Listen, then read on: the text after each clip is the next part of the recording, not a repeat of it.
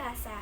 Nah, bahasa adalah suatu sistem lambang bunyi yang berfungsi sebagai alat komunikasi sesama antar manusia dan juga sebagai alat untuk berpikir manusia. Yang kedua, karakteristik benda. Nah, kata benda disebut dengan nomina. Kata benda itu dibagi menjadi dua, yaitu kata benda konkret dan kata benda abstrak. Kalau kata benda konkret yaitu kata benda yang berwujud dan dapat ditangkap oleh panca indera. Contohnya seperti meja, kursi, penghapus. Lalu ada kata benda abstrak. Nah, kalau kata benda abstrak itu tidak berwujud dan tidak dapat ditangkap oleh panca indera. Misalnya seperti gagasan, hobi, pengetahuan. Yang ketiga, identifikasi diri. Nah, identifikasi diri itu misalnya seperti nama diri, nama saya Ayu. Lalu terdapat nama keluarga seperti ayah, ibu, kakak, adik. Lalu terdapat nama teman sejawat dengan status sosialnya seperti Raden dan Sultan. Lalu terdapat nama teman sejawat dengan pangkat akademik. Nah, biasanya itu didapatkan dari pendidikan, agama, dan keturunan.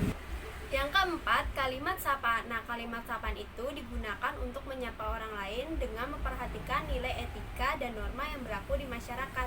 Contoh dari kalimat sapaan untuk orang yang lebih tua, misalnya, Bapak permisi, saya numpang lewat. Lalu, contoh kalimat untuk teman sebaya yaitu, Hai Wulan, apa kabar?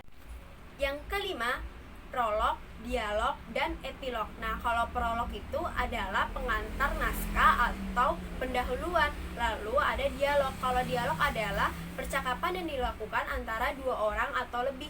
Lalu yang terakhir itu ada epilog. Nah, kalau epilog itu penyampaian inti dari cerita tersebut atau hikmah yang terkandung di dalam cerita tersebut. Yang keenam, ada jenis-jenis membaca dan membaca petunjuk. Nah, membaca itu kan adalah keterampilan bahasa. Nah, jenis-jenis membaca itu terbagi menjadi dua, yaitu membaca nyaring, yaitu secara bersama-sama dan dapat didengarkan oleh orang lain. Lalu ada membaca senyap. Nah, kalau membaca senyap itu adalah membaca di dalam hati dan tidak terdengar suaranya. Lalu membaca petunjuk itu berbeda dengan membaca laporan dan berita.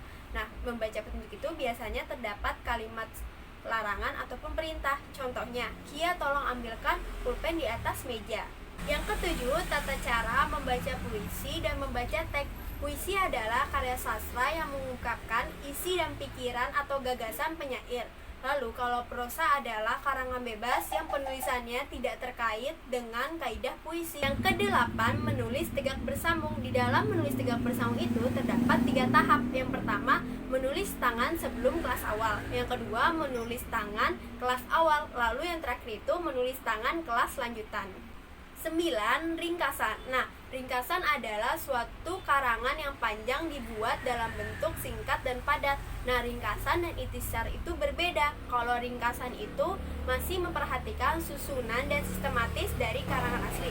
Sedangkan ikhtisar itu seluruh gagasannya itu diambil secara utuh. 10. Parafarsa. Nah, parafarsa yaitu mengandung arti pengungkapan kembali tetapi tidak menghilangkan pengertian awal. Yang ke-11, surat resmi dan surat pribadi.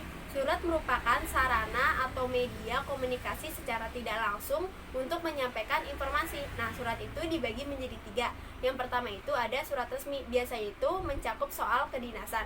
Lalu yang kedua itu surat pribadi. Nah, surat pribadi itu mengatasnamakan pribadi atau individu. Yang ketiga itu surat niaga atau perdagangan. Nah, biasa itu digunakan untuk soal perdagangan. 12. Formulir dan kwitansi. Formulir merupakan sebuah kertas yang berisi pertanyaan yang harus diisi. Nah, misalnya seperti formulir sekolah, formulir untuk membuat KTP, formulir ekstrakurikuler. Lalu kalau kwitansi adalah sebagai alat bukti pembayaran yang diterima oleh penerima. Misalnya seperti kwitansi pembelian barang elektronik. 13. Naskah pidato. Nah, pidato adalah pengungkapan pikiran melalui kata-kata yang ditujukan oleh banyak orang. Nah, itu dia review dari pembelajaran bahasa dan sastra Indonesia. Wassalamualaikum, sampai jumpa.